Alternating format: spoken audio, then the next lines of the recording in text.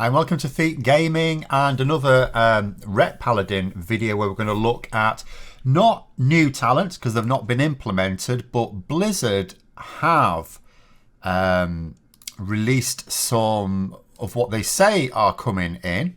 So I'm just going to go through some of the changes that should be coming because there's basically three main ones anyway. It looks like there's a great deal more here, but I think a lot of these have already been implemented. But there are three ones just here at the top that are all ones that are improvements, and two of which I specifically asked for last week, not that they were paying attention to me. So let's go through what these ones are. So first of all, the big news is it says we're getting divine protection. Now, we've been calling for this for a while. The issue with the Paladin at the moment is you try and say we are like the squishiest DPS and people go, oh, you've got bubble, you can make yourself immune. Yeah, that doesn't work. That doesn't help against raid damage because it's got a long cooldown. You use it for an emergency. It's a thing that stops you being dead. When you've messed up or when someone else has messed up, when you get yourself into a real problem. It's not part of the way you do the fight. There's lots of raid damage that cannot be avoided, or if you can deliberately sail a bit close to the wind, you can do more damage, and therefore that's sometimes needed. So you need a damage reduction. If it's not a damage reduction, it's not a defensive. So we should be getting divine protection now, and it's going to be on the same node as Shield of Vengeance, so we choose between the two. Totally fine with that. Shield of Vengeance is a terrible ability. It's always been a terrible ability. The way yes, some people look at it and think, well, you're taking Shield of Vengeance as a damage dealing ability and we're getting rid of it for a divine protection. Divine protection is also a damage dealing ability because it allows you to stay alive, and dead DPS does no DPS, as they say. The problem with Shield of Vengeance is in order for it to do damage, you want to be using it on cooldown, of course, because it does do damage. And it means you have to take damage. In order for it to maximise the damage of it, you have to stand in fire. But only just enough fire to trigger it and not to upset the healers. And it's a terrible ability. There's several abilities, part of the Retribution Paladin kit for several years, that are just bad. So all day and all long, yeah, if I'm soloing, I'll still take Shield of Vengeance. But I'll absolutely take Divine Protection. Now, it does say it's going to have the cooldown increased to 2 minutes. Now, this Divine Protection is a 20% damage reduction. And it's across the board. And it used to be on a was it 1 minute cooldown? I seem to remember 1 minute cooldown. And inevitably putting it to 2 minute cooldown will have people then pointing out. It's like one of these things. Like, am I pleased that we're getting this? Yes. It's needed. But then, inevitably, they'll say, well, hang on a minute. Shaman get a 2 minute damage reduction cooldown, and theirs is very close to their class row, not the spec row. But I totally understand it being in the Ret tree here, because obviously they don't want to give it to Prot Paladin, so I get that. But people will still compare it with the Shaman 2 minute damage reduction ability that is a 40% damage reduction. And you'll say, well, hang on a minute, how come Shamans are going to get 40% and Paladin's only going to get 20? And some may say, oh yeah, but you look at other things that Paladin's getting. And again, it comes down to this. The purpose of the damage reduction is to allow you to take the necessary raid, or it might be in a dungeon, damage, the necessary damage that cannot reasonably be avoided if you are going to do your job of doing damage, and sometimes can't even be avoided then. And it brings me to something else. I was talking in a video yesterday about class design philosophies and how Blizzard do change them. And this is a classic case of how it's changed. I was looking through some of my videos that I did ahead of Legion's release. And in one of it, I was reminding myself, Blizzard had stated a class design philosophy when it came to movement abilities and defensives. And they stated that they thought they were one and the same. So if a class had really good movement options, it should have very poor defensive options. And if it had good defensive options, it should have very poor movement options. Now, it did sort of break down because there were classes and specs that had both, although there weren't any that had neither. But this one, you know, sort of goes against it. If we look at the talent trees as they are now before this is implemented, we have the weakest defensives because we have no defensive. We are about to get Divine Protection, which, as damage reductions go, is also pretty much the weakest. But also the movement abilities, which I don't think are terrible. But, you know, remember they've got rid of Long Arm of the Law, so they're clearly not going to buff and improve that. We've only got Divine Steed, which realistically is a 3-second 100% movement boost on a 45-second cooldown. We can spend alternative talents here. There's kind of up to another 3 talents in making it last 5 seconds and have 2 charges, and that would make it all right in my book. But you've got to spend 3 talents, and you can see here I have spent talent points here to try and maximize damage, and there's still a couple of others I could have got and haven't got. Where's the talent points for these? I mean, yeah, I've given myself Blessing of Freedom. If I didn't need Blessing of Freedom, okay, I can spend something there. If it was for purely raiding purposes, I would say, okay, you know, on that fight, maybe not, because I'm not going to need either of these two. I'm not going to need Cleanse. I don't actually know why I've picked Repentance. I'm more likely to pick Blinding Light for a dungeon. But, you know, I did that to get Cleanse, but in a raid, I probably don't need Cleanse. So you've got a few available there. So you can sort of change it around from, you know, depending on what you're going to need in the fight. But ostensibly, our movement speed is a 3-second 100% boost. It gets you out of dodge every 45 seconds. It's not terrible, but it is pretty much the weakest, if not the weakest, movement of any, certainly melee DPS class. And ranged have more options about where they can position themselves ahead of needed to move anyway.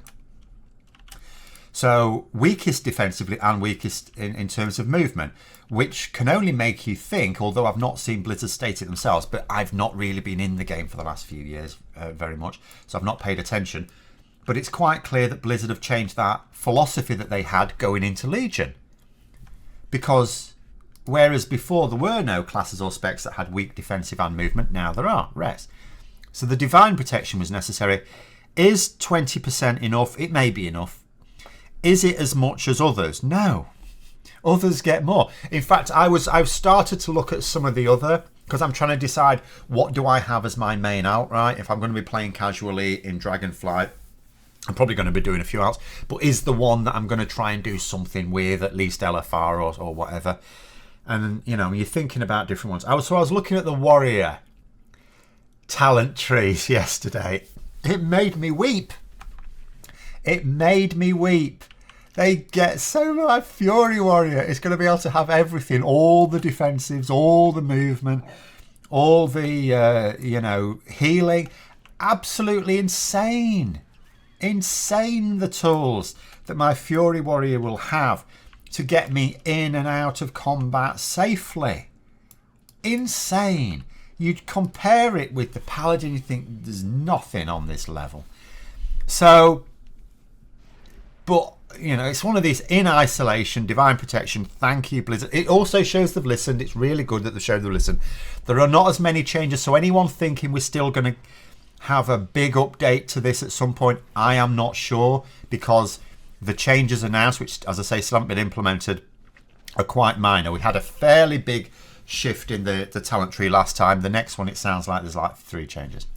Anyway, that's enough of that. I may talk about it in a separate video much further into the beta as it will become. There's no point in discussing too many things in alpha when it could change at any day. The next change they talk about, where is it? Oh yeah, Justicar's Vengeance. Justicar's Vengeance. So this is it in its unchanged form. Standard thing here, 5 holy power. Does a certain amount of damage, restores health equal to the damage done. If your target is stunned, 50% extra damage and therefore healing. I've said in the past, it's the sort of thing that I have sometimes taken when soloing, like for leveling purposes. It's alright, you know, because most of the mobs when you're soloing can be stunned, and it's a nice little self-heal. Word of Glory works perfectly well for it, but this way you're doing damage as well, so you're not, but you're having to build up 5 holy power again, especially now we've got things like Wake of Ashes you know, if we need to do it in even an emergency situation, that's not a terrible thing to do at all. So for solo, you know, levelings and other end game solo stuff, yeah. PvP, I guess. I don't know much about PvP. I don't care about PvP. And now that PvP and PvE are separated, I'm not interested in anything when I'm talking about PvE stuff. Oh, but PvP, I'm not interested. But the change they've made to it now, or will be making to it in the next build, is it'll cost 3 holy power. So it's like, okay, so now you can just use it where you would ordinarily use like Templar's Verdict. And they've reduced the damage a little bit, but it does only seem to be a little bit. So they have buffed Justicar's Vengeance in real terms. It's, you know, it doesn't have a cooldown or anything, so as long as you can keep spending the 3 holy power, you will be able to keep using it. So against a stunned mob, you could potentially even get a couple of quick ones out of it. But, I mean, if we'll have a look at it, so the damage, it's 7% less than this. So it's still going to do a fair amount of damage. Say about 9,000. Alright, it's not actually going to do a ridiculous amount of healing, is it? It's not going to do loads. Looking at that, that's a bit poor. Anyway, it has been buffed from where it was. It should still just be removed though, because for PvE, we don't need a talent that allows us to solo more easily as such. What we need are the ones for endgame, which is, I mean, if you had more, if they did on a regular basis things like the old Mage Tower, then you think, okay, you wouldn't begrudge it. And it is on a node where you can choose something else as well, and you don't have to take it at all. You don't have to take it at all, because you could take this one, which is more useful, Healing Hand, something like that. But it isn't necessary for Mythic Plus Dungeons. You're not going to take it for Mythic Plus Dungeons, realistically. You're not going to take it for raids at all, again, realistically. It's desperate situation if you do. I'm just going to try and see what I'll test for maybe a future video what it's going to do. That would be different. What's the damage differential between that and say, because I've taken Final Verdict here. You know, you are going to be losing a lot of damage, but how much damage? It's not like it's halving your damage. So I suppose and again, if you would be minded to use Word of Glory anyway, if you're in a particular situation where you might need to use Word of Glory, maybe you would use that. And as I say, with it doing 50% more damage, remember it's going to take 7% less damage from the change and then 50% added onto it if it's stunned. So for a Mythic Plus Dungeon, I don't know, would you rule it out? You may not rule it out. You may argue that if you're going to take anything from this node, though, in a Mythic Plus Dungeon, probably eye for an eye. But I don't know, we'll see. But it is a buff. Final one is one that I specifically asked for last week. As I say, no one's listening to me particularly, but I did ask for it anyway. This is moving with this. Ashes. And you know, Divine... I mean, I talked about the fact I just don't like the concept of Divine Toll. I don't like it. But it may be useful. It may be one of those that you sort of take, particularly in like a dungeon or anything where there's lots of ads to deal with, because it's quite good. But it's one of those niche situations. You don't stick it here as a sort of gateway talent. Stick it at the end. They have now done that. They've said they're going to swap it with Ashes to Ashes. Ashes to Ashes is always useful. AoE, single target, raids, dungeons, soloing, whatever. It's always useful. You know, with the 2 talent points spent here, when you benefit from Art of War, you gain Seraphim for 4 seconds. Always useful for whatever you're doing. Even if you're healing yourself, it's always useful. So that's brilliant. And so that is the 3rd change. Now, and as I say, that's just straight up more useful. You can still take Divine Toll. If you want to take it, it's down there. This is going to be over here. That's always useful. You can use that to go either way here, both ways, whatever. Yeah, good. Last thing to talk about, it's not really a change, but it's more of a sort of a concept. It sort of came up in the Ret Paladin Discord yesterday. So... interesting little ability. See, I've taken it here. Seal of the Crusader. Doesn't really behave like a seal. Applies a debuff. But just to go through again with the 3 talent points spent on it, Your attacks have a chance to apply a debuff on the target. It's quite odd giving it a 40-yard range, given that it's applied by your attacks. I don't really have any attacks that got a 40-yard range. Quite why the ability has a 40-yard range is beyond me. But anyway, your attacks have a chance to apply a debuff on the target, causing them to take 15% increased holy damage for 5 seconds. I am actually just trying to wonder if a whole... Because this is the class tree, so Holy and Protection would get it as well. Can't imagine. I suppose maybe for Holy Paladins. But even so, if it's working on the attacks, they haven't got anything more than a 40-yard range. It's just weird. But the point is it applies a debuff. Now, it doesn't actually... I'm just going to hit this until we actually get it. It doesn't... Oh, it's actually happened straight away. It was not doing this earlier. I'm you know, bound to say... It's happened again now. It's now happening more frequently than it was done when I was testing it myself earlier. Gordon Bennett is trying to show me up now. So I actually don't know whether it's supposed to proc a lot. Because it is procking a lot at the moment. Alright, so maybe it does proc a lot. Maybe my earlier trial was just... it was just showing me up. But... because it's a debuff, and it's a debuff that causes the target to take increased holy damage for 5 seconds, someone sort of suggested, is there an argument here for if there's a protection paladin in your group, hoping that they take it and coming up with a spec that doesn't include it? Now, that if it didn't include this, if you didn't take it, bear in mind you're not getting the Mad Paragon, and I quite like... I don't know, again... tuning will sort it all out. I don't know which is going to sim best. I don't know whether we're going to take Mad Paragon or not. But I like the concept. Hammer of Wrath and Judgment deal 10% increased damage. They do a lot of damage anyway. That's good. And it extends Avenging Wrath by 0.5 seconds every time you use Hammer of Wrath and Judgment. You see, you're getting extra Avenging Wrath out of this. Well, that's always good. So I'd sort of be inclined to think, I sort of want to take that anyway. But let's say you were a sort of a Dusk and Dawn type of person. This is what sorted it off. You could, in theory, if there was a Protection Paladin and they had Seal of the Crusader, think, well, we could go down here and we could get hold of Dusk and Dawn and, like, you know, Seal of Order and stuff. Because, and then you think to yourself, would a Protection... I don't know very much about Protection Paladins, but you can see it.